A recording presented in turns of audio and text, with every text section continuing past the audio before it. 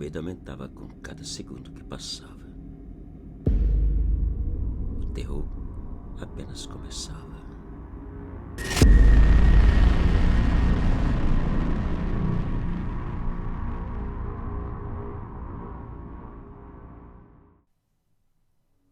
Eu sei que o medo é capaz de criar monstros, aparições, fantasmas e criaturas horripilantes. Porém, o que eu vou contar a seguir foi real e, acima de tudo, aterrorizante. Essa é a minha história. Em 2020, eu trabalhava em um enorme supermercado em uma grande cidade brasileira. Das 10 da noite às 7 da manhã, estocando e agasalhando as prateleiras e os displays. Eu e 2 outros empregados. Das 10 à meia-noite, separávamos todos os produtos na sala dos fundos. Então, logo o supermercado era fechado e todos saíam, começávamos a distribuir as caixas por todo o piso principal.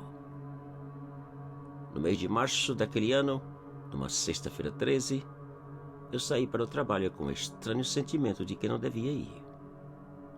Algo que nunca havia sentido.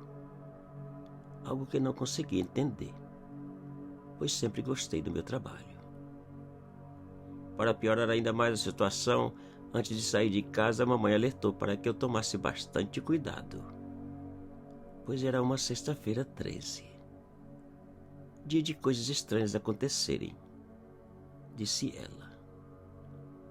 Mas nada podia fazer. Ficar em casa era impossível, pois um dos meus colegas estava de férias e deixar que o outro trabalhasse sozinho sem razão era uma responsabilidade. Às 10 da noite cheguei e logo fui comunicado que o outro colega não ia poder trabalhar, que tinha pedido a noite livre, pois estava com uma gripe danada.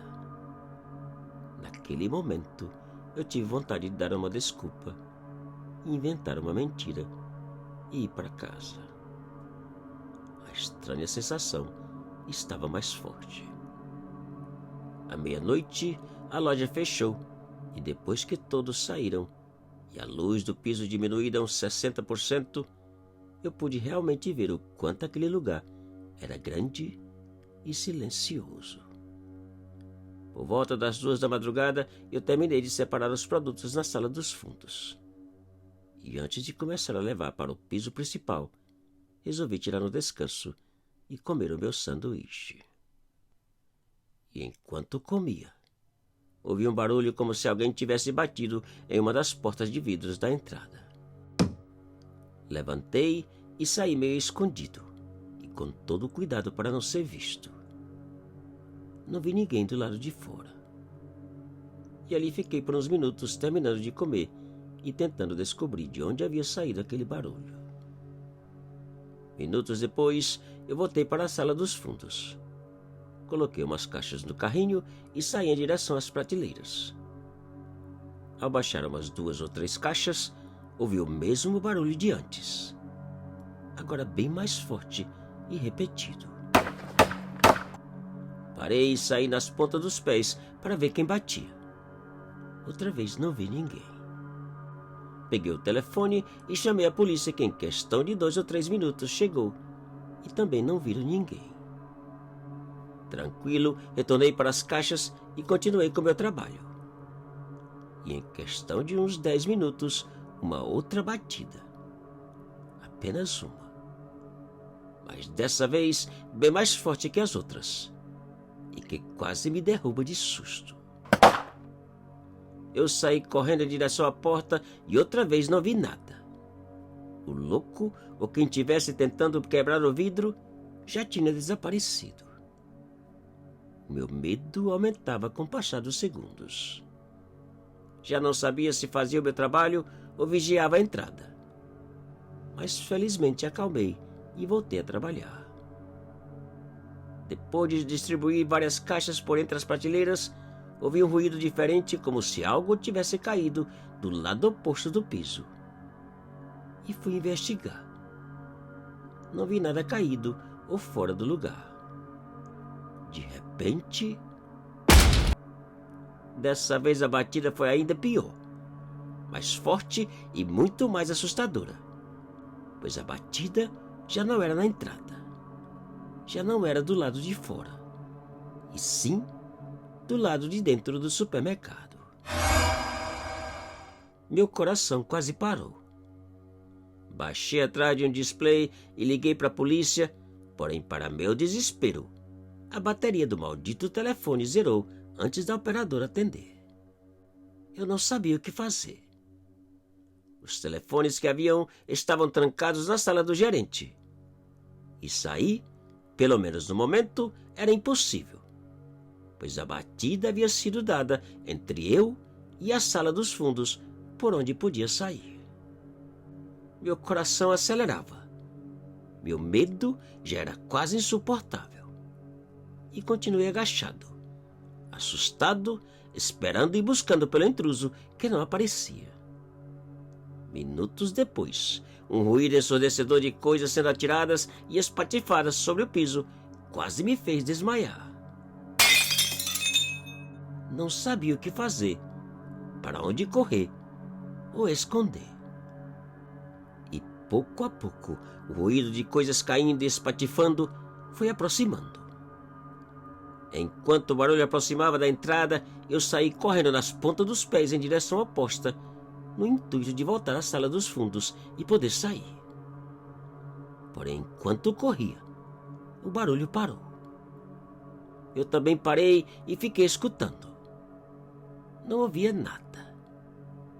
E lentamente continuei caminhando. Por cada linha de prateleiras que passava, olhava e não via nada. E seguia.